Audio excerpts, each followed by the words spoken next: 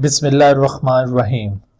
रब्बिश्रह ली सदरी व यस्सिर ली अमरी वहलुल उक़दतम मिन लिसानी यफ़क़हू कौली। बिस्मिल्लाहिर्रहमानिर्रहीम। अस्सलाम वालेकुम dear students, welcome in lecture number 25 of PMC national MDCAT 2021। Biology preparation के सिलसिले में हम यूनिट नंबर 6 प्रोकैरियोट्स यानी किंगडम मोनेरा को डिस्कस करने जा रहे हैं। हमने लास्ट लेक्चर में किंगडम मोनेरा या प्रोकैरियोट्स के टॉपिक को स्टार्ट किया था, लेकिन आप जानते हैं कि हमने पिछले लेक्चर के अंदर इस यूनिट से cellular structure of bacteria cover कर लिया था, इसके अलावा shape and size of bacteria भी कवर कर लिया था। लेकिन ये पीएमसी के सिलेबस कंटेंट में आप देख रहे हैं कि एक अभी टॉपिक रहता है, importance and control of bacteria. तो हमारे जो आज के लर्निंग ऑब्जेक्टिव्स हैं, जिन टॉपिक्स को हमने आज के लेक्चर में कवर करना है, उसमें हम सबसे पहले इसी टॉपिक के हवाले से बात करना चाहेंगे, importance and control of bacteria. लेकिन मैं आपको इस टॉपिक से पहले सजेस्ट करूंगा कि आप कुछ और टॉपिक्स भी जरूर कवर करें। मिसाल के तौर पर जैसे reproduction and growth in bacteria और इसके साथ साथ जेनेटिक रिकॉम्बिनेशन इन बैक्टीरिया। ये दो टॉपिक्स बहुत ही अहम टॉपिक्स हैं। इस चैप्टर से जब कोई क्वेश्चंस बनाए जाते हैं तो उनमें इन टॉपिक्स को इग्नोर नहीं किया जाता। इस वजह से अगरचे पीएमसी ने इस 2021 सिलेबस के अंदर इन दोनों टॉपिक्स को इंक्लूड नहीं किया, लेकिन जैसा कि अभी आपको नजर आ रहा होगा कि जो पीएमसी ने कुछ सैंपल पेपर्स अभी रिलीज किए हैं, तो उन सैंपल पेपर्स में कई ऐसे टॉपिक्स से भी क्वेश्चंस आपको नजर आए होंगे कि जो पीएमसी ने 2021 के सिलेबस में मेंशन नहीं किए थे। तो ये इस बात का अलार्म कि आपने ऐसे टॉपिक्स को भी कवर करना है जो रेलेवेंट हो। तो आप ये देखिए कि जब आप बैक्टीरिया को कवर कर रहे हो तो ये दो टॉपिक्स आपके माइंड में जरूर आने चाहिए। इसलिए हम पहले इन दोनों टॉपिक्स को रिव्यू करते हैं और उसके बाद फिर ये importance and control of bacteria की तरफ आते हैं। जी, तो सबसे पहले हम यहां पर बात करेंगे reproduction and growth in bacteria. तो जहां तक बैक्टीरियल रिप्रोडक्शन का ताल्लुक है, तो आप याद रखो कि बैक्टीरिया ये जनरली एसेक्सुअल मेथड्स के जरिए रिप्रोड्यूस करते हैं। इनमें आमतौर पर एसेक्सुअल मेथड रिप्रोडक्शन का पाया जाता है, बल्कि यूं कहना चाहिए कि ये एक्सक्लूसिवली एसेक्सुअल रिप्रोडक्शन के ऊपर रिलाई करते हैं। In true sense sexual reproduction यहां पर टोटली एब्सेंट है। ये बात की अच्छी तरह से जहन नशीन कर लीजिए कि ट्रू सेंस में सेक्सुअल रिप्रोडक्शन बैक्टीरिया में सिरे से है ही नहीं। लेकिन सम टाइम एक मेथड बैक्टीरिया में पाया जाता है जिसे जेनेटिक रिकॉम्बिनेशन कहा जाता है, और इस जेनेटिक रिकॉम्बिनेशन को मिसलीडिंगली यानी गलत फहमी की बिना पर इसे सेक्सुअल रिप्रोडक्शन कंसिडर किया जा रहा होता है। लेकिन आप याद रखो कि हकीकत में सेक्सुअल रिप्रोडक्शन बैक्टीरिया के अंदर नहीं पाया जाता।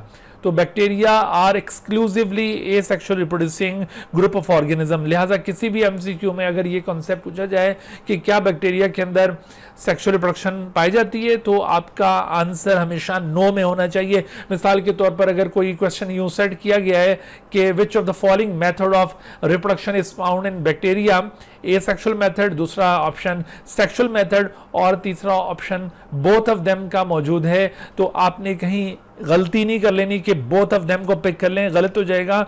आपने एसेक्सुअल मेथड को पिक करना है, क्योंकि आपको यहां पर क्लियरली बताया है कि जेनेटिक रिकॉम्बिनेशन को मिसलीडिंगली सेक्सुअल रिप्रोडक्शन कहा जाता है। लेकिन अगर सवाल यूं पूछा जाए कि which of the following process is misleadingly called as sexual reproduction, तो अब देखो उसमें ऑप्शन आपके सामने दिए हुए होंगे, तो उसमें जेनेटिक रिकॉम्बिनेशन के ऑप्शन को आप पिक कर सकते हैं, क्योंकि इसे मिसलीडिंगली सेक्सुअल रिप्रोडक्शन कहा जाता है।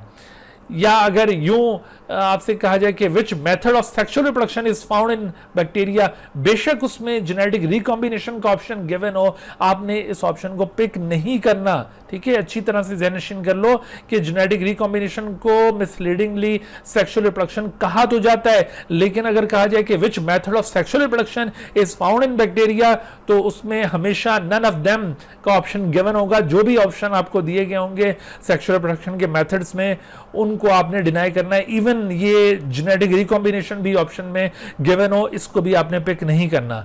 तो ये कॉन्सेप्ट बिल्कुल क्लियर कर लें कि bacteria asexually producing group of organism है। अब सवाल ये पैदा होता है कि एसेक्सुअल रिप्रोडक्शन का जो मेथड बैक्टीरिया में पाया जाता है वो कौन सा है। तो actually bacteria binary fission perform करते हैं। बाइनरी फिशन ये एक ऐसा प्रोसेस है जिसमें एक ऑर्गेनिज्म दरमियान से डिवाइड होकर टू हाफ्स में कन्वर्ट हो जाता है। आपको बाइनरी फिशन यूकैरियोट्स में भी नजर आएगी, जैसे कि अमीबा के अंदर आपको बाइनरी फिशन नजर आती है। तो अमीबा जो कि एक एनिमल लाइक प्रोटिस्ट है, इसी तरह से और कुछ दूसरे एनिमल लाइक प्रोटिस्ट में आपको ये बाइनरी फिशन का मैकेनिज्म नजर आएगा।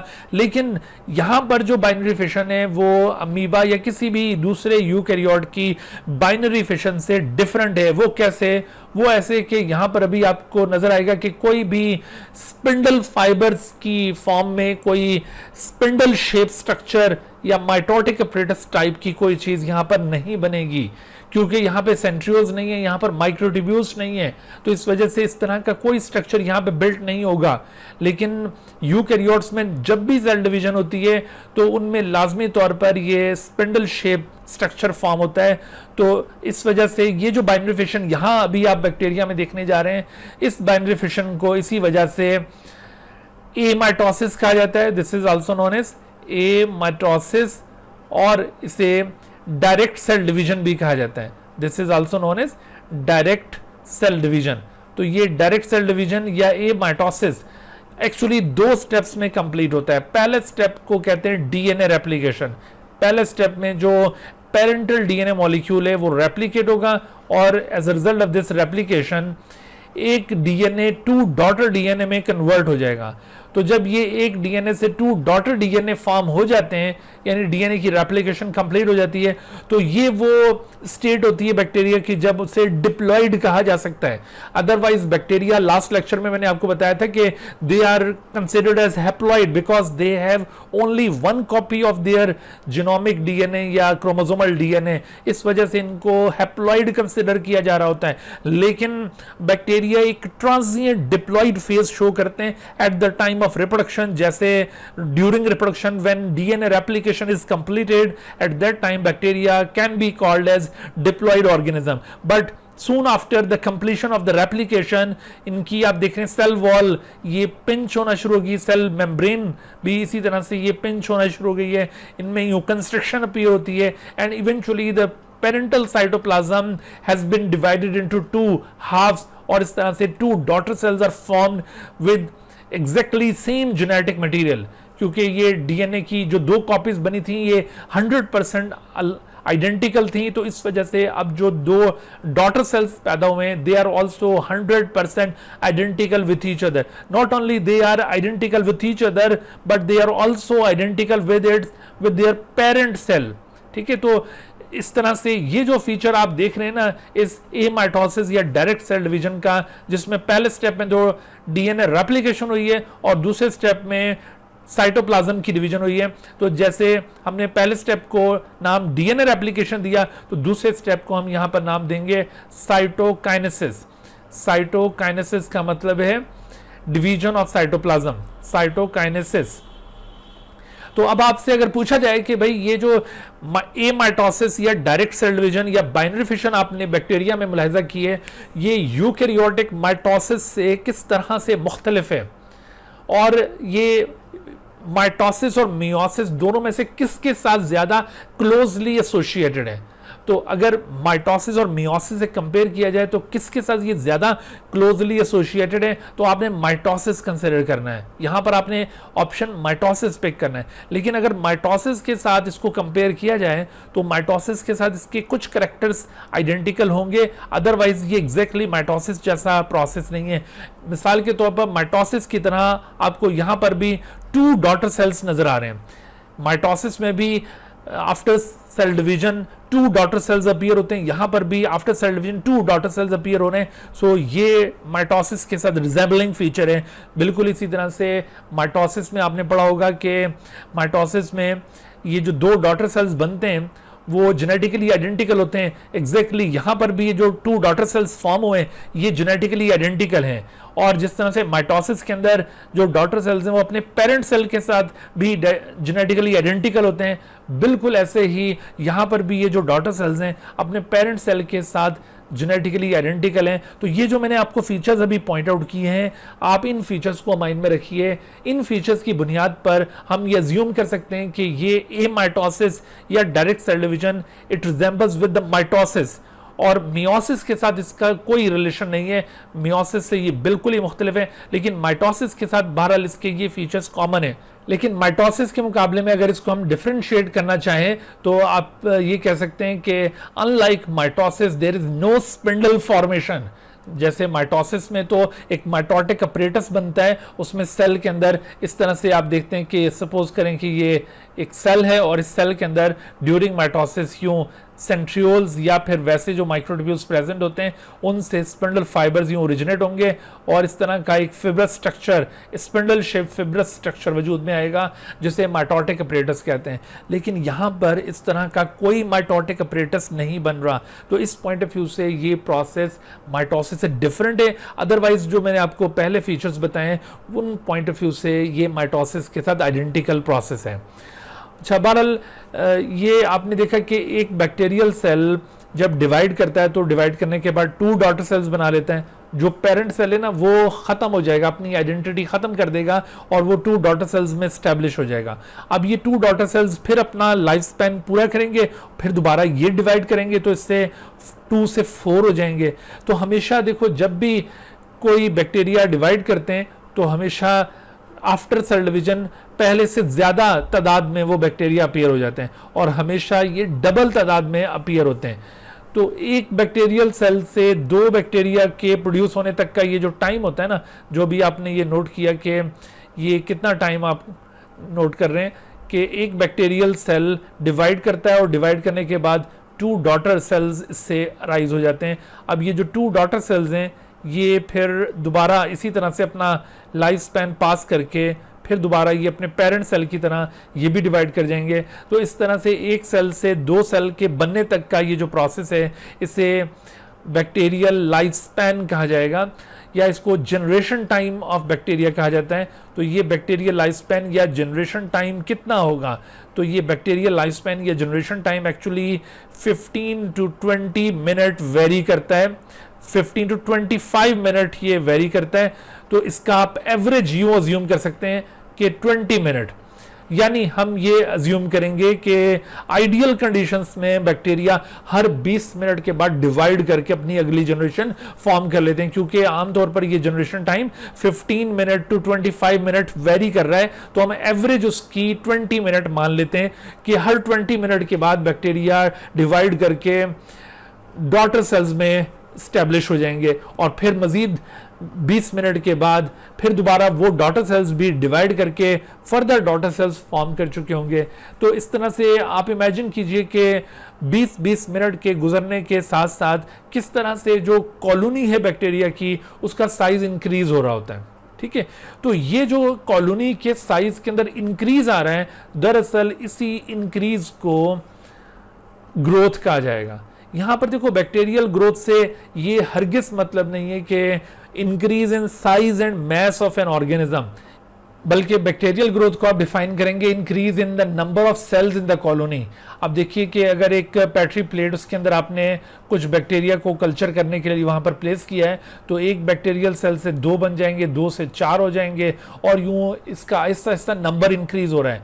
तो ये जो नंबर में इंक्रीज आ रहा है बैक्टीरियल सेल्स में, इस नंबर के इंक्रीज को दरअसल बैक्टीरियल ग्रोथ कहा जाएगा। याद रखो कि ये जो बैक्टीरियल ग्रोथ है ये यूकैरियोट्स की ग्रोथ से थोड़ी सी मुख्तलिफ है। यूकैरियोट्स में ग्रोथ को आमतौर पर हम डिफाइन करते हैं, यूकैरियोट्स में ग्रोथ के लिए आपने इस तरह की डेफिनेशन देखी होगी कि increase in size and mass. Eukaryotic growth can be defined as increase in size and mass, लेकिन बैक्टीरिया के केस में साइज एंड मैस के इंक्रीज को बैक्टीरियल ग्रोथ कंसिडर नहीं किया जा रहा, बल्कि in case of bacteria the growth refers to increase in number of cells in the colony, increase in number of cells in the colony. तो cells की तादाद कॉलोनी के अंदर अगर बढ़ रही है तो इसका मतलब है कि ग्रोथ हो रही है, लेकिन अगर ये सेल्स की तादाद कम होना शुरू हो जाए तो इसका मतलब है कि ग्रोथ वापस रिवर्स होना शुरू हो गई है। जैसा कि आपको यहाँ पर ये कर्व के अंदर नजर आ रहा है, ये बैक्टीरियल ग्रोथ कर्व कहलाती है। तो पहले ये ग्रोथ कर्व यूं ऊपर जा रही है, रेट ऑफ ग्रोथ ज्यादा था, और उसके बाद फिर ये ग्रोथ कर्व नीचे आना शुरू हो गई है। लेकिन जो यूकैरियोटिक ग्रोथ है वो दरअसल एक इरिवर्सिबल प्रोसेस होता है, यानी यूकैरियोट्स में जो साइज और मैस के अंदर इंक्रीज आता है, that increase is actually irreversible increase. लेकिन बैक्टीरिया में आप देखेंगे कि जो ग्रोथ परफॉर्म हो रही है वो एक रिवर्सिबल प्रोसेस है, क्योंकि नंबर ऑफ सेल्स में अगर इजाफा हो रहा है तो ग्रोथ प्रमोट हो रही है, जैसा कि आपको इस डायग्राम में नजर आ रहा है, और नंबर ऑफ सेल्स कम होना शुरू हो गए तो ग्रोथ ये वापस रिवर्स होना शुरू हो गई। सो आप ये याद रखो कि bacterial growth is a reversible process, और secondly bacterial growth can not be defined as increase in size and mass, बल्कि bacterial growth can be defined as increase in the number of cells in the colony. यहाँ पर देखो bacterial growth के हवाले से आपसे most appropriate concept पूछा जा सकता है कि which of the following is most appropriate concept about bacterial growth. तो ये आपने इनके कॉन्सेप्ट्स को माइंड में रखना है कि असल में बैक्टीरियल ग्रोथ कहते किसे हैं। अच्छा, अब बैक्टीरियल ग्रोथ में जो फेजेस इन्वॉल्व होते हैं वो कौन कौन से फेजेस हैं, उसमें आप देखिए कि लैग फेज और लॉग फेज, और फिर इसी तरह से आपको ये स्टेशनरी फेज और डेथ फेज, ये 4 फेजेस हम बैक्टीरियल ग्रोथ के अंदर आमतौर पर अज्यूम करते हैं। सबसे पहला जो फेज है that is known as lag phase, इसको आमतौर पर फेज ऑफ नो ग्रोथ कहते हैं। दरअसल इसके अंदर ग्रोथ नहीं हो रही होती, यानी ग्रोथ ना होने का मतलब है कि सेल्स डिवाइड नहीं कर रहे होते। Actually this is the phase of preparation of growth. Bacteria prepare themselves for the division, यानी असल में क्या होता है कि जब आप बैक्टीरिया को एक कल्चर मीडियम से उठा के दूसरे कल्चर मीडियम में इनोक्यूलेट करते हैं, इस इवेंट को कहते हैं इनोक्यूलेशन, यानी आप एक बैक्टीरियल कल्चर से बैक्टीरिया को पिक करते हैं और दूसरे बैक्टीरियल कल्चर में उसको प्लेस करते हैं। So this activity is known as inoculation. तो जब आप इनोक्यूलेशन करते हैं तो बैक्टीरिया अपने नए मीडियम के अंदर, नए एनवायरनमेंट के अंदर कुछ देर के लिए अडॉप्ट करेंगे, और वो जो टाइम पीरियड होगा जिसमें वो अपने आप को अडॉप्ट कर रहे होंगे, दरअसल उसी को लैग फेज कहा जाएगा। उस दौरान में उनके अंदर सेल डिवीजन नहीं हो रही होगी, तो इसी वजह से इसे कहा गया है कि this is phase of no growth. Bacteria just make them compatible with their new environment. Bacteria just prepare themselves for the division. तो ये कैरेक्टरिस्टिक आपने लैग फेज की याद रखनी है। तो लैग फेज के दौरान इस तरह से इंक्रीज नहीं शो किया जाएगा, लेकिन उसके बाद फिर ये लॉग फेज। लॉग फेज आप देख रहे हैं कि this is the phase of the rapid growth. अब बैक्टीरिया अपने इन्वायरमेंट के साथ कंपैटिबल हो चुके हैं और अब वो रैपिडली डिवाइड करना शुरू करेंगे। तो बैक्टीरिया इस फेज के दौरान एक्सपोनेंशियल रेट के ऊपर डिवाइड कर रहे होते हैं। एक्सपोनेंशियल रेट का मतलब क्या है कि एक सिंगल बैक्टीरियम से 2 बैक्टीरिया फॉर्म होंगे, 2 बैक्टीरिया से 4 बैक्टीरिया फॉर्म होंगे, 4 से 8 बनेंगे और 8 से फिर 16 बनेंगे। तो इस तरह का जो रेट होता है ना उसे कहते हैं एक्सपोनेंशियल रेट। तो bacteria during this phase exponentially grow कर रहे होते हैं। इस वजह से आपको यहाँ पर जो ग्रोथ कर्व दिखाई है कि जैसे ही लैग फेज एंड होने लगा है तो बैक्टीरिया की रिप्रोडक्शन स्टार्ट होगी, और उसके बाद जब ये एक्सपोनेंशियल रेट के ऊपर ग्रोथ परफॉर्म होना शुरू हो जाएगी तो दरअसल उस फेज को लॉग फेज कहा जाएगा। तो ये लॉग फेज के दौरान रैपिडली कर्व ऊपर की तरफ जाएगी, एक स्टीप राइज आप इस कर्व के अंदर देख रहे हैं। लेकिन उसके बाद फिर एक वक्त आता है कि जब कंडीशंस थोड़ी सी अनफेवरेबल होना शुरू हो जाती हैं। जब कंडीशंस अनफेवरेबल होना शुरू हो जाएंगी तो जितने नए सेल्स पैदा हो रहे थे उतने ही सेल्स की डेथ भी हो रही होगी। इस तरह से no net increase in the number of cells in the colony. तो इस फेज को कहा जाएगा स्टेशनरी फेज। ठीक है भाई, this phase is known as stationary phase, या इसको डिफाइन करते हैं कि bacterial death rate is equal to the bacterial rate of reproduction and multiplication. दोनों रेट यहां पर आकर इक्वल हो गए और इसी वजह से इसे स्टेशनरी फेज कहा गया है। यूं कांस्टेंट ग्रोथ परफॉर्म हो रही है, ना ज्यादा ना कम। लेकिन चूंकि कंडीशंस यहाँ पर एडवर्स होना शुरू हो गई हैं, तो जैसे जैसे अभी वक्त पास करता है कंडीशंस और ज़्यादा अनफेवरेबल होना शुरू हो जाती हैं। तो जब कंडीशंस बहुत ज़्यादा अनफेवरेबल हो जाएं और उसका डेथ रेट एक्सीड कर जाए बर्थ रेट से, तो ऐसी सूरत में आप देखेंगे ग्रोथ कर्व डाउनवर्ड इस तरह मूव करना शुरू कर देगी। तो दिस इज कॉल्ड डेथ या डिक्लाइन फेज। तो ये डेथ या decline phase is the phase in which bacteria start dying. Here the death rate is more than the reproduction rate, बल्कि रिप्रोडक्शन रेट आहिस्ता आहिस्ता ना होने के बराबर हो जाएगा और सिर्फ डेथ्स हो रही होंगी, और अल्टीमेटली इफेक्ट क्या आएगा कि the whole bacterial colony will be destroyed. ठीक है बच्चों, तो आपने ये 4 फेजेस बैक्टीरियल ग्रोथ के हवाले से याद रखने हैं। नंबर 1 लैग फेज, फिर लॉग फेज, फिर स्टेशनरी फेज और फिर ये डेथ फेज। इनका सीक्वेंस आपको पता होना चाहिए। इसके ऊपर क्वेश्चन होते हैं कि which of the following is correct sequence of the phases of growth in bacteria. ये सीक्वेंस आप उसका मुलाहिजा करें, और इसके साथ साथ आप हर एक फेज में जो रेट ऑफ ग्रोथ और रेट ऑफ बर्थ या फिर डेथ रेट का जिक्र किया उसका आपको इल्म होना चाहिए। मिसाल के तौर पर मैं यहाँ पे सवाल पूछ सकता हूँ कि which of the following rate is higher in lag phase. तो अब देखो उसमें बर्थ रेट या डेथ रेट या बोथ आर इक्वल या नन ऑफ देम। तो एक्चुअली ना तो यहाँ पर बर्थ रेट है इस वक्त, ना यहाँ पर डेथ रेट है, तो इक्वल होने का तो सवाल ही पैदा नहीं होता। हम यहाँ पर नन ऑफ देम को पिक करेंगे। बट अगर ये लॉग फेज के मुताबिक पूछा जाए तो यहाँ पर स्ट्रेट फॉरवर्ड आप कह सकते हैं कि birth rate is more than faster than death rate. इस वजह से एक्सपोनेंशियल रेट के ऊपर ये ग्रोथ परफॉर्म हो रही है। लेकिन ये जो डेथ या डिक्लाइन फेज है, डेथ या डिक्लाइन फेज से पहले स्टेशनरी फेज आएगा, जब दोनों का रेट इक्वल हो जाएगा और ग्रोथ कर्व इस तरह से कांस्टेंट, और फिर आखिर में जब डेथ या डिक्लाइन फेज आता है तो यूं ग्रोथ कर्व डाउनवर्ड हो जाती है। तो इन सारे एस्पेक्ट्स के हवाले से आपके माइंड में ये बातें होनी चाहिए, ताकि यहाँ से अगर कोई क्वेश्चन अराइज हो तो आप कोई मिस्टेक ना कर सकें। अच्छा, अब देखो यहाँ पर एक क्वेश्चन हम लेते हैं और इस क्वेश्चन के हवाले से कुछ नई चीज़ों को एक्सप्लोर करते हैं जो कि आम तौर पर बच्चों के माइंड में नहीं आ रहा होता, लेकिन बाज़-औक़ात एग्जामिनर इस तरह का सवाल पूछ लेते हैं जो कि होता रेलेवेंट है, लेकिन बज़ाहिर ऐसा लग रहा होता है कि ये क्या बात इसने पूछी है। तो आप देखो कि जैसे आपसे अगर पूछा जाए how many bacteria will be produced from single bacterium in 1 hour, ठीक है, in 1 hour at optimum growth condition. अब देखो ऑप्टिमम ग्रोथ कंडीशंस हों और एक सिंगल बैक्टीरियम के मुतालिक आपसे पूछा जाए कि 1 घंटे के अंदर 1 आवर का यहाँ पे बात पूछी जा रही है कि 1 घंटे में एक सिंगल सेल से कितने बैक्टीरिया पैदा हो जाएंगे। तो आप ये देखिए कि बैक्टीरिया हर 20 मिनट के बाद डिवाइड करते हैं। देखो 20 मिनट में ये डिवाइड करेंगे तो ये 1 से 2 हो जाएंगे। तो ये देखो यहाँ पर ये 20 मिनट कंप्लीट हो चुके हैं और 20 मिनट में ये एक जनरेशन इनकी आ चुकी है। उसके बाद फिर ये दोनों डिवाइड करते हैं और after another 20 minute you will see that 2 से ये 4 हो जाएंगे। तो ये देखिए ये एक और 20 मिनट की एपिसोड ये इस जगह पर आ गई, यहाँ पर भी 20 मिनट लगे।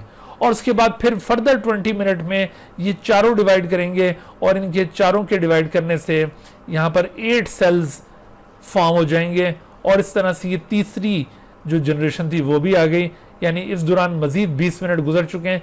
तो अब आप देखिए 1 घंटे में चूंकि टोटल 60 मिनट होते हैं, 20, तो आफ्टर 1 आवर 60 मिनट के बाद आप देखिए कि एक सिंगल बैक्टीरियम से 8 बैक्टीरिया आर प्रोड्यूस्ड। तो यहाँ पर देखो राइट आंसर क्या होगा कि from single bacterium how many bacteria will be produced, 8 bacteria will be produce. उम्मीद है आप इस बात को समझ गए होंगे। तो इस तरह से हम इस क्वेश्चन को सॉल्व करेंगे। अच्छा, अब देखो इसी तरह का एक और क्वेश्चन आपके सामने आ रहा है कि how many bacteria will be produce from 10 bacteria after 5 generation at optimum growth condition. यहाँ पर देखो जो ऑप्टिमम ग्रोथ कंडीशन की हम बात कर रहे हैं ना, तो ये वो जो एक्सपोनेंशियल फेज था, लॉग फेज, ये उसकी बात हो रही है। अब यहाँ पर देखो नई सिचुएशन आपको दे दी है कि इफ यू हैव 10 बैक्टीरिया और उसके बाद आफ्टर 5 जनरेशन के बाद बताइए कि कितने बैक्टीरिया होंगे। तो अगर देखो बेटे एक सिंगल बैक्टीरियम होता तो वो एक सिंगल बैक्टीरियम 1 से बन जाता 2 आफ्टर फर्स्ट डिवीजन, 2 से वो बन जाते 4 आफ्टर सेकेंड डिवीजन, 4 से फिर वो बन जाते 8 आफ्टर थर्ड डिवीजन। देखो ये फर्स्ट डिवीजन यहाँ पे कंप्लीट हुई, सेकेंड डिवीजन यहाँ कंप्लीट हुई है और ये थर्ड डिवीजन यहाँ पे कंप्लीट हो रही है। और फिर देखो 8 से ये कितने हो जाएंगे 16, क्योंकि bacteria after every cell division, after every generation वो डबल नंबर में अपीयर हो रहे होते हैं। तो इस तरह से ये देखिए फोर्थ जब जनरेशन आती है तो 16 सेल्स प्रोड्यूस हो जाते हैं, और अब 16 से ultimately 32 cells will be produced when the fifth generation has been passed। तो यहाँ पे सवाल हुआ था कि आफ्टर 5 जनरेशन, तो अगर सपोज करो यहाँ पर ये 10 के बजाय 1 होता तो ये आफ्टर 5 जनरेशन 32 सेल्स प्रोड्यूस होते हैं, लेकिन चूंकि यहाँ पर 1 नहीं है 10 है, तो अब आप क्या कीजिए कि ये जो फाइनल आंसर आपके पास आया है, now it should be multiplied by 10, इसको हम मल्टीप्लाई करेंगे 10 के साथ, ये जो इनिशियल नंबर होता है ना सेल्स का, उसके साथ हम इसको मल्टीप्लाई करेंगे, तो 320 multiply by 10, right answer is 320। 32 multiply by 10, तो राइट आंसर क्या हो जाएगा 320। तो इस तरह से आप देखिए कि ऐसे क्वेश्चन को हम सॉल्व कर सकते हैं, राइट आंसर यहाँ पर 320 आएगा। जी बच्चों, एक और इसी तरह का हम क्वेश्चन लेते हैं कि at optimum growth conditions if a culture flask of 1 liter capacity, आप देखो अज्यूम करो कि ये कल्चर फ्लास्क के 1 लीटर कैपेसिटी इसकी है, इस कल्चर फ्लास्क की, तो इस कल्चर फ्लास्क जिसकी 1 लीटर कैपेसिटी आपको बताई गई है, तो इस 1 लीटर कैपेसिटी वाले कल्चर ग्लास के अंदर, कल्चर जार के अंदर या फ्लास्क के अंदर हमने क्या किया है कि बैक्टीरिया को ग्रो किया, और बैक्टीरिया तकरीबन 2 घंटों में, ठीक है, ग्रोथ कंडीशंस आइडियल होने की वजह से तकरीबन 2 घंटों में ये बैक्टीरिया ग्रो करते करते इस कंटेनर को फिल कर देते हैं। ठीक है, बात समझ आ रही है कि at the optimum growth conditions if a culture flask of 1 litre capacity is filled with bacteria after 2 hours, in how much time the culture flask was half filled with the bacteria। देखो ये पूरा भरने में, यहां से लेकर यहां तक पूरा भरने में इसने कितना टाइम लगाया, ये पूरा भरने के अंदर कंप्लीट फिलिंग के लिए यहां पर देखो इसका जो टाइम रिक्वायर है वो टाइम है कंप्लीट फिलिंग के लिए 2 आवर्स। इसके लिए उसने 2 आवर्स का टाइम यहाँ पे सजेस्ट किया है, लेकिन अब सवाल ये पूछा जाता है कि देखो ये तो फुल यहाँ तक होगा ना, लेकिन ये हाफ फिल यहाँ तक होगा, हाफ फिल ये इस पॉइंट पर होगा, हाफ फिल। अच्छा, और अब देखो ये जो हाफ फिल है, ये पूछा जा रहा है कि हाफ फिल कितनी देर में हुआ होगा। देखो पूरा अगर ये 2 घंटों में कंप्लीट होता है तो ये आधा कितनी देर में फिल होगा। तो यहाँ पर बहुत सारे बच्चे जो आंसर पिक कर रहे होते हैं ना, वो कहते हैं कि अगर 2 घंटों में फुल होता है तो 1 घंटे में हाफ होगा। ये यहाँ पर मिस्टेक कर जाते हैं, ये गलत हो जाएगा। तो यहाँ पर राइट आंसर क्या होगा, देखो बेटे, ये हर जनरेशन के बाद आप ये बात जहन में रख लो कि after every generation the number of bacteria become double.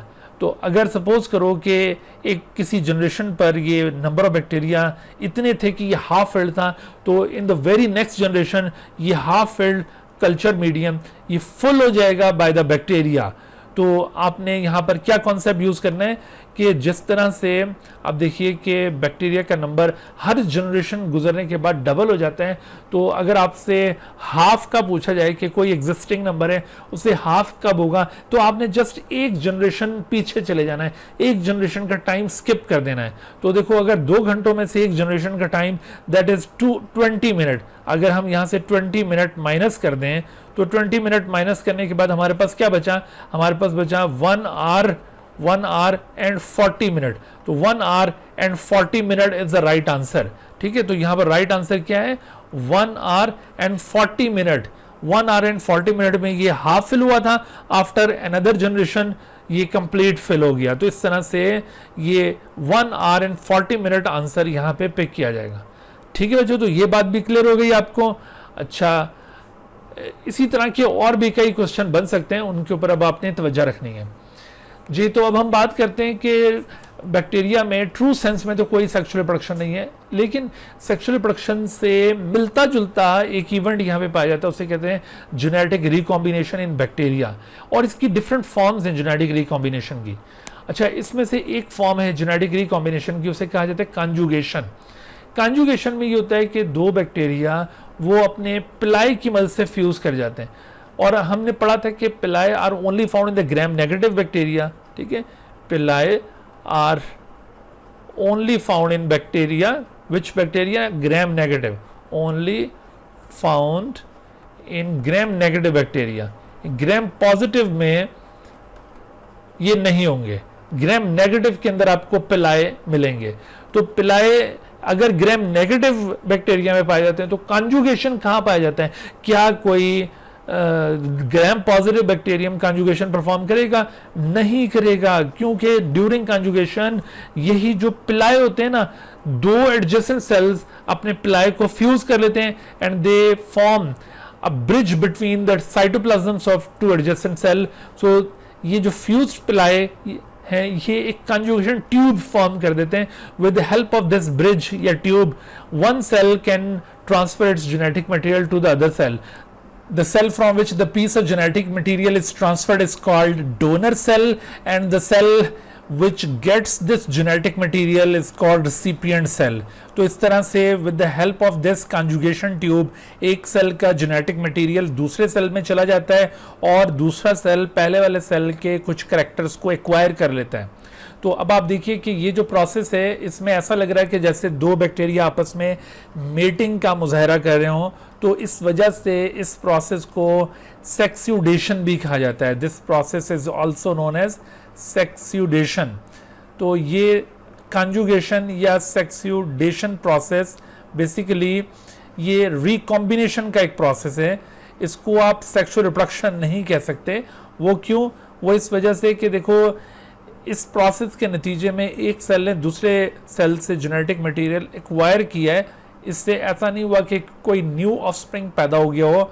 ये बिल्कुल ऐसा ही है जैसे कि किसी आप ह्यूमन बीइंग के अंदर कोई दूसरे पर्सन का जीन लेकर इंसर्ट कर दें, जीन थेरापी ट्रीटमेंट परफॉर्म करें, तो ये बिल्कुल ऐसा ही है कि एक सेल से जेनेटिक मटेरियल को दूसरे सेल में ट्रांसफर किया गया, उससे कोई नया सेल पैदा नहीं हुआ। इस वजह से इसको सेक्सुअल रिप्रोडक्शन नहीं कहा जा सकता। इसके लिए टर्म सेक्स्यूडेशन कही जाती है, क्योंकि यहाँ पर न्यू मेटिंग हो रही है दो के दरमियान, इस वजह से ये टर्म इसके लिए यूज की जाती है, या फिर इसको कॉन्जुगेशन कहा जाता है। So this is a method of genetic recombination. अच्छा, फिर इसी तरह से देखो ये एक और मेथड जेनेटिक रिकॉम्बिनेशन का से ट्रांसडक्शन कहा जाएगा।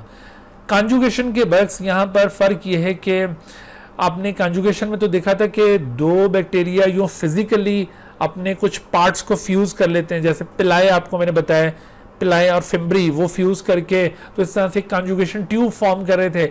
लेकिन यहाँ पर इस तरह से कोई डायरेक्ट कॉन्टैक्ट नहीं होगा between the two bacterial cell.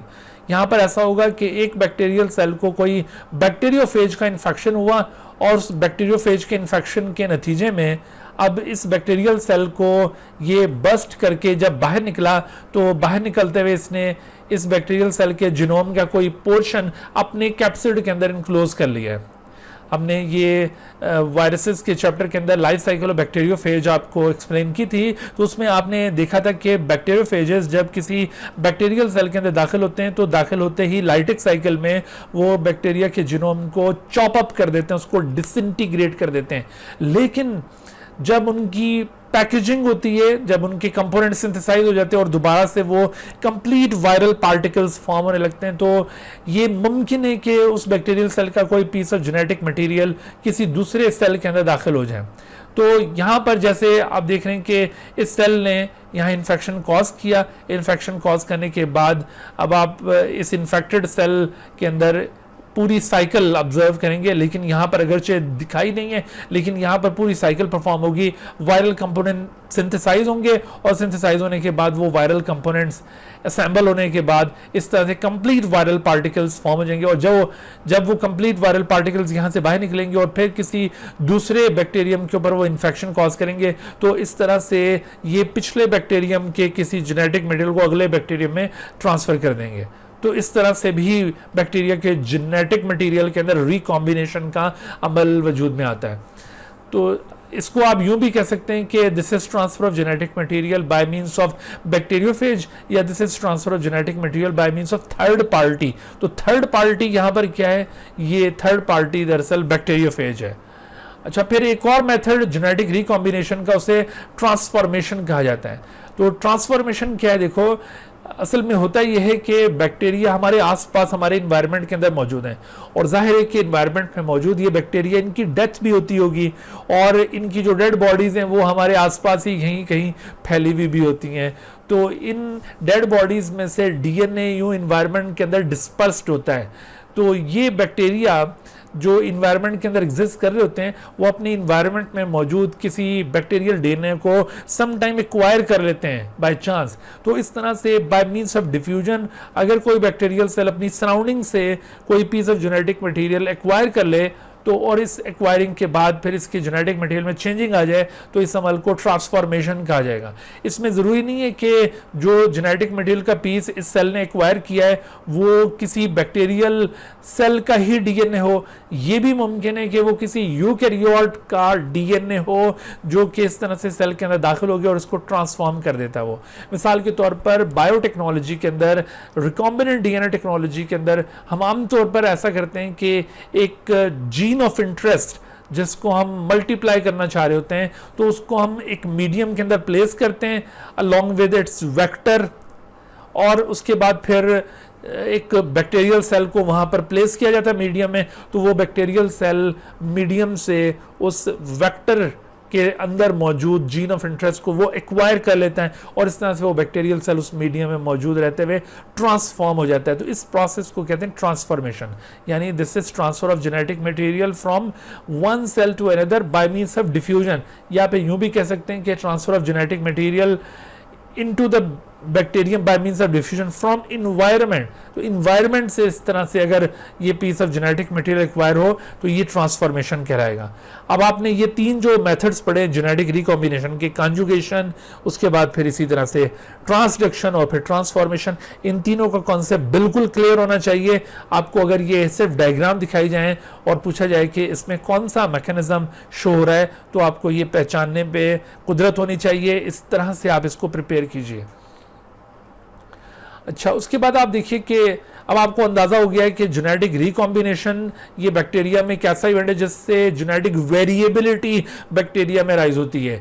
ना सिर्फ जेनेटिक रिकॉम्बिनेशन को आपने जेनेटिक वेरिएबिलिटी के लिए कंसिडर करना है, बल्कि इसके साथ साथ म्यूटेशन भी बैक्टीरिया में एक अमल है जिसके जरिए बैक्टीरिया के अंदर जेनेटिक वेरिएबिलिटी ओरिजिनेट होती है। मिसाल के तौर पर अगर आपसे किसी सवाल में यूं पूछा जाए कि which of the following methods are involve to create genetic variability in the bacteria, एक ऑप्शन दिया हुआ है आपको म्यूटेशन, दूसरा ऑप्शन आपको दिया हुआ है जेनेटिक रिकॉम्बिनेशन, और तीसरा ऑप्शन दिया हुआ है बोथ ए एंड बी, और चौथा ऑप्शन है नन ऑफ देम। तो आप क्या करेंगे, बोथ ए एंड बी को पिक करेंगे। Mutation as well as genetic recombination both create genetic diversity, genetic variability in the bacteria. लेकिन यहाँ पर अगर किसी ऑप्शन के अंदर सेक्सुअल रिप्रोडक्शन का जिक्र हो तो जैसा कि अभी आपको बतलाया गया कि सेक्सुअल रिप्रोडक्शन बिल्कुल नहीं होती है बैक्टीरिया में, इस वजह से सेक्सुअल रिप्रोडक्शन की आपने ये गिरफ्त में नहीं आना कि कहीं उस ऑप्शन को पिक करें और आंसर आपका गलत हो जाए। तो आपने ये म्यूटेशन या जेनेटिक रिकॉम्बिनेशन को ज़्यादा से ज़्यादा याद रखना है जो जेनेटिक वेरिएबिलिटी कॉज करते हैं बैक्टीरिया में। अच्छा बच्चों, अब हम आते हैं अपने जो सिलेबस कंटेंट था। ये दो टॉपिक तो मैंने आपको एडिशनली कवर करवाए हैं, लेकिन जो सिलेबस कंटेंट है 2021 का उसमें इम्पॉर्टेंस ऑफ बैक्टीरिया को प्रोवाइड किया हुआ है कि आपने ये इम्पॉर्टेंस ऑफ बैक्टीरिया ज़रूर कवर करना है। अच्छा, यहाँ पर देखो ये जो इम्पॉर्टेंस ऑफ बैक्टीरिया का टॉपिक है ना, ये आपने फेडरल बोर्ड वाली नेशनल बुक फाउंडेशन की बुक से कवर करना है, क्योंकि यहाँ पर ये टॉपिक थोड़ा सा डिटेल के साथ गिवन है। पंजाब की बुक के अंदर या बाकी प्रोविंसेस की बुक के अंदर आपको ये इंपॉर्टेंस ऑफ बैक्टीरिया इतना ज़्यादा डिटेल में नहीं मिलेगा, तो इस वजह से आपने ये फेडरल बोर्ड की बुक पर रिलाई करना है। अब देखो यहाँ पर इंपॉर्टेंस ऑफ बैक्टीरिया को दो ग्रुप्स में हम क्लासीफाई कर सकते हैं। एक तो है इकोलॉजिकल इंपॉर्टेंस। इकोलॉजिकल इंपॉर्टेंस का मतलब होगा कि role of bacteria in environment, ठीक है, इसका ताल्लुक डायरेक्टली ह्यूमन बीइंग से नहीं होगा, इनडायरेक्टली होगा। तो अगर बैक्टीरिया का इन्वायरमेंट के किसी भी कंपार्टमेंट में अगर आप रोल देख रहे हैं तो वो उसका इकोलॉजिकल रोल कहलाएगा। लेकिन on the other hand bacteria also contribute for human being as well. So human being के लिए इसका जो भी कोई रोल होगा, जो भी इसकी सर्विस ह्यूमन बीइंग के लिए होगी, उसे आप इकोनॉमिक इंपॉर्टेंस ऑफ बैक्टीरिया में कंसिडर करेंगे। तो इसमें आप देखिए कि इकोलॉजिकल इंपॉर्टेंस में ये आपके पास बुक के अंदर डिटेल से इन चीज़ों के ऊपर डिस्कशन मौजूद है, आप उसको अच्छी तरह से कवर करेंगे और इनमें से बाज़ जगहों पर जहाँ पर एग्जांपल्स गिवन है उन एग्जांपल्स को ज़रूर कवर करेंगे। जैसे role of bacteria in decomposition of dead organic matter, तो इस पॉइंट ऑफ व्यू से बैक्टीरिया को रिसाइकलर्स कहा जाता है। रिसाइकलर्स इन्हें क्यों कहते हैं? बिकॉज ऑफ दिस एक्टिविटी, क्योंकि जितनी भी डेड बॉडीज होती हैं उनके अंदर ये ऑर्गेनिक मैटर ब्लॉक हो जाता है। अगर वो डेड बॉडीज डीकम्पोज नहीं होंगी तो जितना भी ऑर्गेनिक मैटर है वो सारी पूरी नेचर से वो ऑर्गेनिक मैटर खत्म हो जाएगा और डेड बॉडीज के ढेर लग जाएंगे। तो ये अल्लाह ताला ने बैक्टीरिया को ड्यूटी प्रोवाइड की है कि वो इन डेड बॉडीज को डीकम्पोज कर देते हैं ताकि उनके अंदर मौजूद ऑर्गेनिक मैटर दोबारा रिटर्न हो जाए ग्राउंड में और फिर दोबारा प्लांट्स उसको यूटिलाइज कर सकें और इस तरह से ये साइकिल चलती रहे। तो इसी तरह से आप देखो कि role of bacteria to increase soil fertility by humus formation and by nitrogen fixation. देखो दो एक्टिविटीज हैं जिनसे सॉइल फर्टिलिटी इंक्रीज होती है। एक है ह्यूमस फॉर्मेशन। ह्यूमस कहते हैं partially decomposed dead organic matter को, ये पूरी तरह से भी डीकम्पोज नहीं हुआ होता, ये partially decaying dead organic matter है जो कि ब्राउन कलर का ये मैटर होता है and it is accumulated in the soil. So the soil rich in humus is very much fertile for the growth of the plants. तो इस soil के अंदर ये ह्यूमस की फॉर्मेशन एक्चुअली बैक्टीरियल एक्टिविटी का रिजल्ट है, क्योंकि बैक्टीरिया सॉइल में मौजूद ऑर्गेनिक मैटर को ये डीकम्पोज करते हैं और पार्शली जब ये डीकम्पोज हो जाए तो इस तरह से ह्यूमस फॉर्म हो जाएगा। और वो ऑर्गेनिक मैटर कहाँ से आएगा? वो ऑर्गेनिक मैटर असल में जो सॉइल के अंदर कोई प्लांट्स के लीव्स गिर जाते हैं या फिर इसके अलावा कोई दूसरे एनिमल्स वहाँ पर गिर जाते हैं तो या फिर एनिमल का वेस्ट वहाँ पर मौजूद होता है तो ये उसको डीकम्पोज करके इस तरह ह्यूमस में कन्वर्ट करते हैं और सॉइल की फर्टिलिटी को इम्प्रूव करते हैं। इसी तरह से there are several bacteria which are involve in nitrogen fixation. Nitrogen fixation का मतलब होता है conversion of free nitrogen into nitrate compounds. NO3 के अंदर N2 का कन्वर्जन दरअसल ये नाइट्रोजन फिक्सेशन कहलाएगा। और इस नाइट्रोजन फिक्सेशन में आप देखेंगे कि कुछ सिम्बायोटिक नाइट्रोजन फिक्सेशन बैक्टीरिया होते हैं, सिम्बायोन्ट्स, और इसके अलावा कुछ यहाँ पर फ्री नाइट्रोजन फिक्सर भी मौजूद हैं, फ्री नाइट्रोजन फिक्सर। तो इसमें एग्जांपल्स आपको बुक में से मिल जाएंगी, जैसे सिम्बायोन्ट टाइप के जो नाइट्रोजन फिक्सर होते हैं उन सिम्बायोन्ट्स में आप एग्जांपल कोड कर सकते हैं रूट नोड्यूलस बैक्टीरिया की।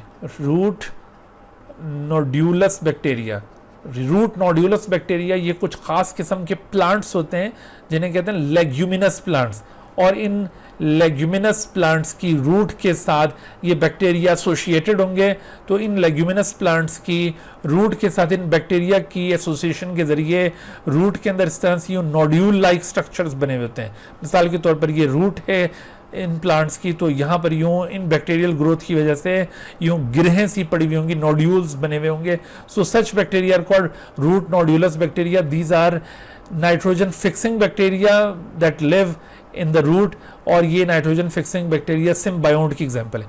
इसी तरह से फ्री लिविंग जो नाइट्रोजन फिक्सर्स हैं उसमें आप साइनोबैक्टीरिया की एग्जांपल ले सकते हो, इसके अलावा राइजोबियम की एग्जांपल ले सकते हो। तो ये आपने एग्जांपल ज़रूर याद रखनी है।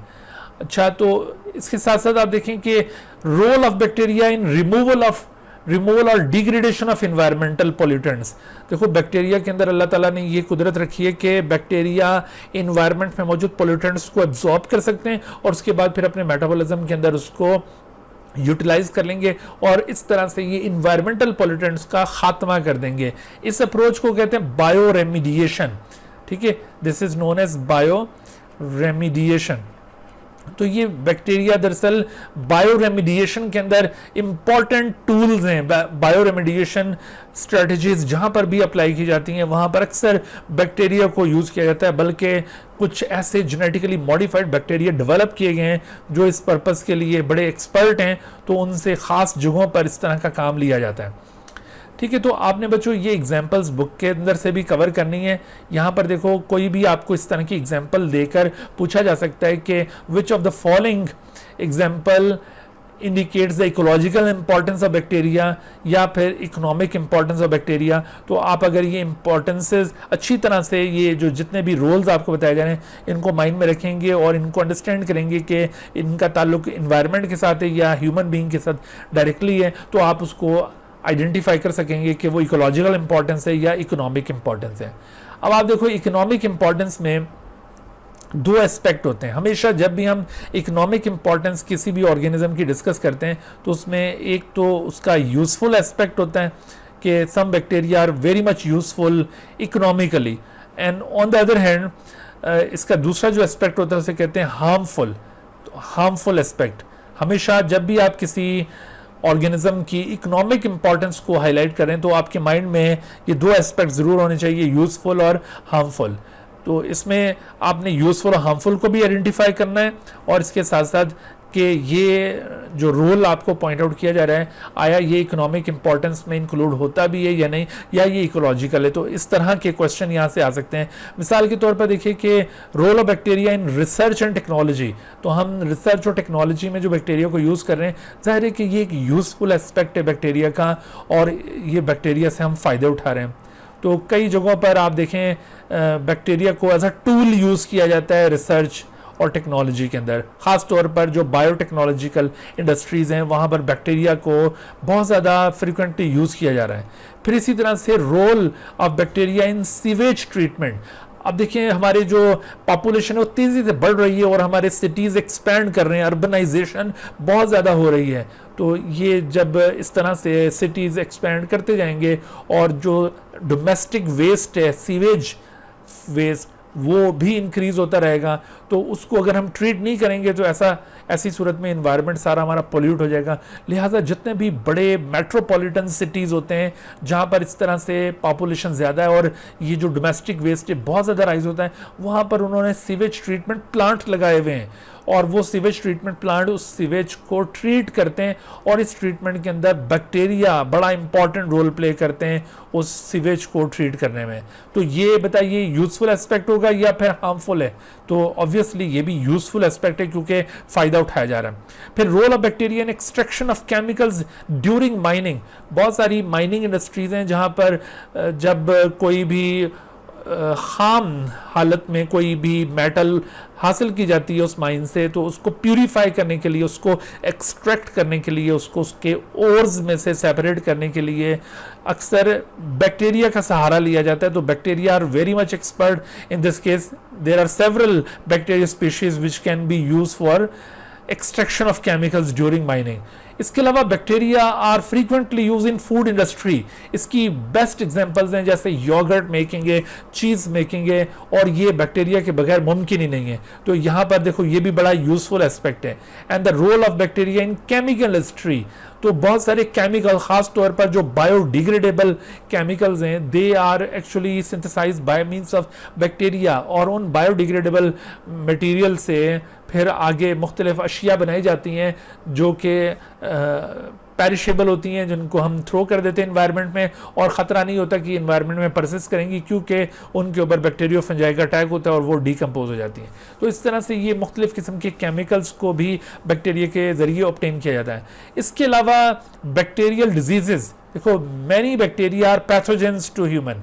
मोर than 200 species have been discovered जो कि ह्यूमन में डिजीज़ कॉज करती हैं। तो ये जितनी भी बैक्टीरियल डिजीज़ हैं या बैक्टीरिया, वो बैक्टीरिया जो डिजीज़ कॉज करने वाले बैक्टीरिया हैं, ये आप जब सिग्निफिकेंस पॉइंट आउट करेंगे, इंपॉर्टेंस पॉइंट आउट करेंगे, तो ये बैक्टीरिया का एक हार्मफुल एस्पेक्ट है, ये हार्मफुल इंपॉर्टेंस होगी। अदरवाइज इससे पहले जो आपने पॉइंट्स देखे वो सारे के सारे यूजफुल एस्पेक्ट्स को इंडिकेट कर रहे थे। तो इस तरह से बच्चों आपने ये इकोलॉजिकल और इकोनॉमिक इंपॉर्टेंस के पॉइंट्स को माइंड में रखना है और यहाँ से क्वेश्चन आ सकते हैं कि इनमें से कौन सी इकोलॉजिकल है, कौन सी इकोनॉमिक है और कौन सी यूज़फुल है और कौन सी हार्मफुल है। तो इस तरह से आपने ये एग्जांपल्स को कवर करना है। अच्छा, और अब हम आगे आखिरी टॉपिक की तरफ बढ़ते हैं, that is control of harmful bacteria. जाहिर है कि बहुत सारे बैक्टीरिया हमारे लिए हार्मफुल हैं, तो उनको कंट्रोल करना भी इंतहाई ज़रूरी होता है। बैक्टीरिया को कंट्रोल करने के लिए हम दो तरह की अप्रोचेस यूज़ करते हैं। एक को कहते हैं केमिकल मेथड्स, ठीक है, और दूसरे को कहेंगे फिजिकल मेथड्स। देखो ये जो केमिकल मेथड्स हैं इसमें वैरायटी ऑफ केमिकल्स यूज किए जा रहे हैं in order to control the bacteria.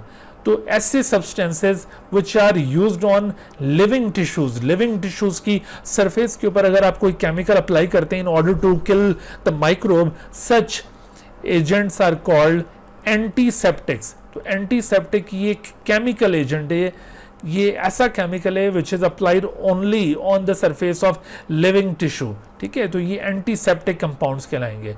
दूसरी तरफ कुछ chemical substances which are applied on the non living surfaces, non living tissues के बजाय यहाँ पर सुटेबल वर्ड होगा नॉन लिविंग सरफेसेस। मिसाल के तौर पर सर्जिकल इंस्ट्रूमेंट हो, या ये पेन है, या फिर इस तरह की और भी अशिया हो सकती हैं। अगर आप उनको बैक्टीरिया से पाक करना चाहते हैं तो आप उनके ऊपर डिसइंफेक्टेंट्स को अप्लाई करेंगे, यानी यहाँ पर हम जो केमिकल्स यूज करेंगे वो डिसइंफेक्टेंट्स कहलाएंगे। और ये जो डिसइंफेक्टेंट्स होते हैं ये दरअसल ऑक्सीडाइजिंग, स्ट्रॉन्ग ऑक्सीडाइजिंग या रिड्यूसिंग एजेंट होते हैं, और अपनी ये ऑक्सीडेशन या रिडक्शन एक्टिविटी के जरिए ये माइक्रोब्स की किलिंग कॉज कर रहे होते हैं। तो इसकी एग्जांपल आप देख सकते हैं जो डिसइंफेक्शन के लिए हम यूज़ करते हैं, उनमें हैलोजेंस हैं या फिर इस तरह से और भी दीगर कई कंपाउंड्स हैं। तो ये कंपाउंड्स बड़ी डेंजरस होते हैं। वैसे अगर आप इनको लिविंग टिश्यू पर अप्लाई करें तो लिविंग टिश्यू को ये डैमेज कर सकते हैं, बट ये किसी नॉन लिविंग सरफेस के ऊपर इजीली अप्लाई किए जा सकते हैं।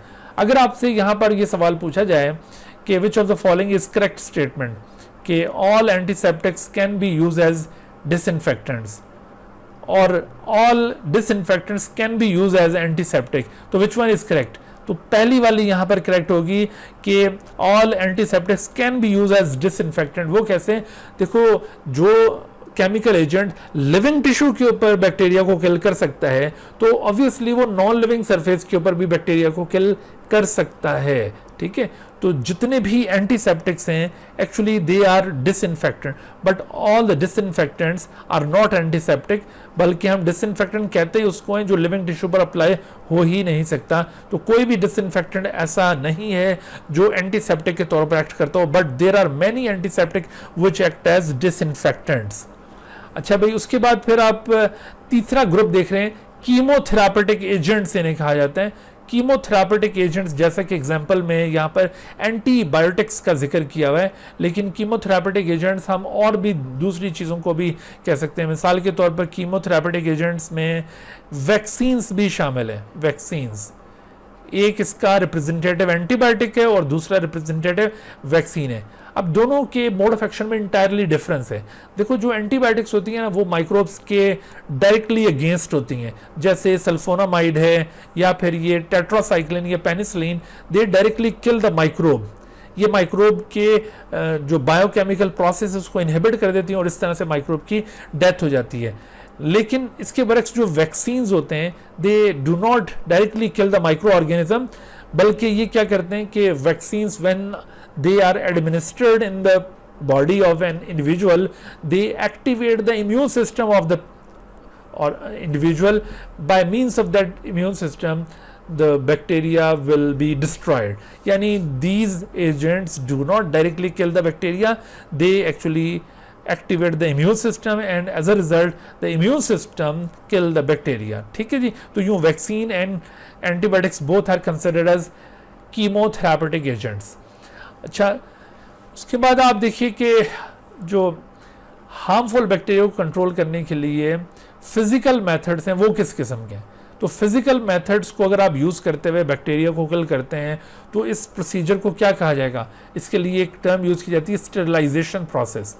This is the process in which the physical agents like steam, dry heat, gas filtration या फिर radiations are used to control the bacteria.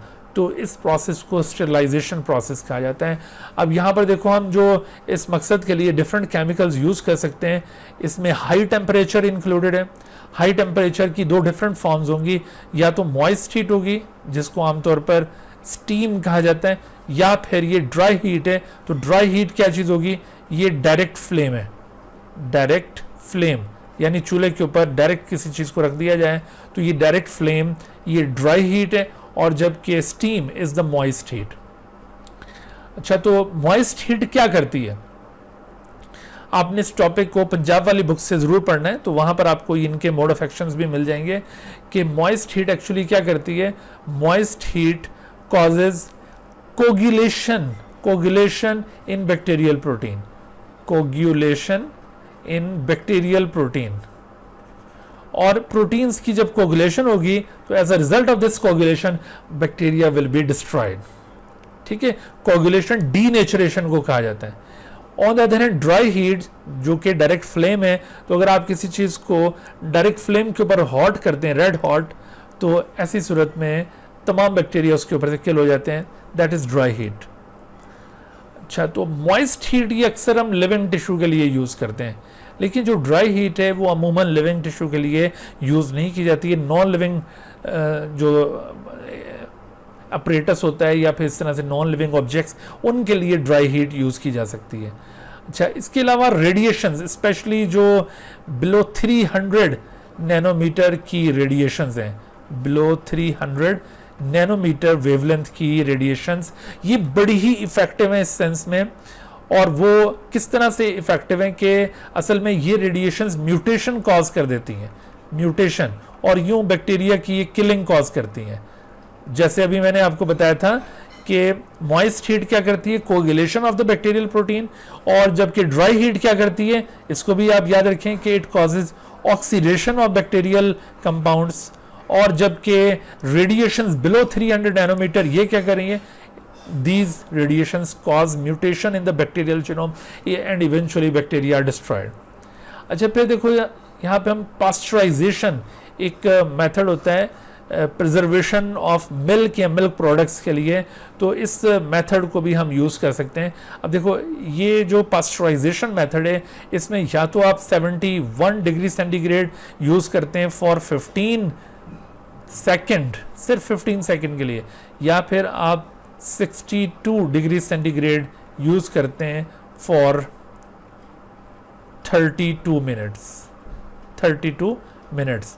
तो इस तरह से आपने ये फिगर्स याद रखनी है, 71 या 62 degree centigrade. This method was actually used by the Lewis pasture, इसी वजह से उसकी मुनासबत से इसको पास्चराइजेशन का नाम दिया गया है।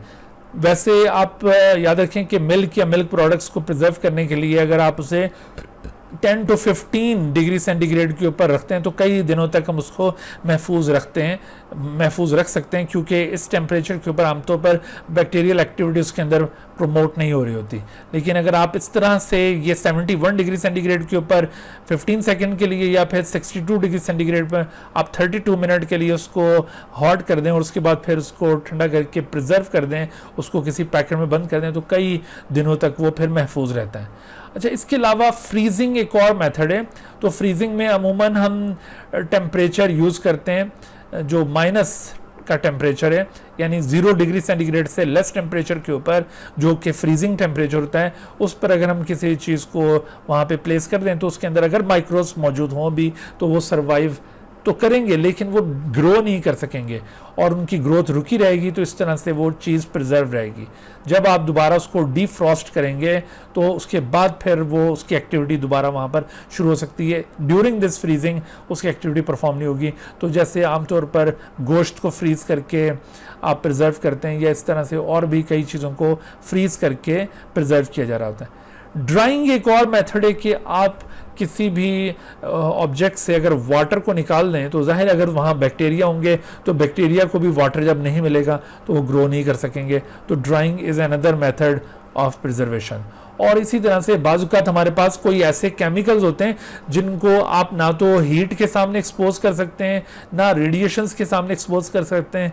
तो ऐसी सूरत में फिर हम क्या करें, तो अगर हम किसी केमिकल सोल्यूशन को स्टेरलाइज करना चाहते हैं तो हम किसी फिल्टर पेपर से उसको गुजारेंगे, जैसा कि हमने पिछले यूनिट के अंदर पिछले लेक्चर्स के अंदर जिक्र किया था पोर्सिलेन फिल्टर का। तो पोर्सिलेन फिल्टर एक ऐसा फिल्टर होता है जिसमें से बैक्टीरिया अमूमन पास नहीं कर सकते। लिहाजा अगर आप किसी सोल्यूशन के बारे में ये अज्यूम कर रहे हैं कि उसके अंदर बैक्टीरिया मौजूद हैं तो आप उस सोल्यूशन को इस फिल्टर से गुजारें और जो आपके पास फिल्ट्रेट कलेक्ट होगा उसके अंदर यकीन कीजिए कि यहाँ पर कोई बैक्टीरिया मौजूद नहीं होंगे। अच्छा बच्चों, इसके साथ ही हमारा आज का लेक्चर यहाँ पे ख़त्म होता है। तो इस तरह से हमारा ये जो प्रोकैरियोट्स का यूनिट था ये भी कंप्लीट हुआ। और इंशाल्लाह अब हम नेक्स्ट लेक्चर के अंदर किंगडम एनिमेलिया या डाइवर्सिटी अमंग एनिमल्स के टॉपिक को डिस्कस करेंगे। और मेरी कोशिश होगी कि एक ही लेक्चर के अंदर आपको कुछ ऐसी ख़ास बातें एनिमल किंगडम के हवाले से बता दी जाएं कि एमडी कैट के पॉइंट ऑफ व्यू से जो आपकी प्यास है इस चैप्टर के हवाले से वो बुझ सके। तो आपने फिर नेक्स्ट लेक्चर में इंशाल्लाह ज़रूर पार्टिसिपेट करना है। तो तब तक के लिए इजाज़त दीजिए, अल्लाह हाफ़िज़। Dear viewers, thank you for watching this video. If you have not subscribed this channel, kindly subscribe it and also press the bell icon below so that you could be notified about any new video lecture from Biology Guardian. And also do not hesitate to ask any question regarding this lecture. My contacts are shown on the screen. Thank you once again.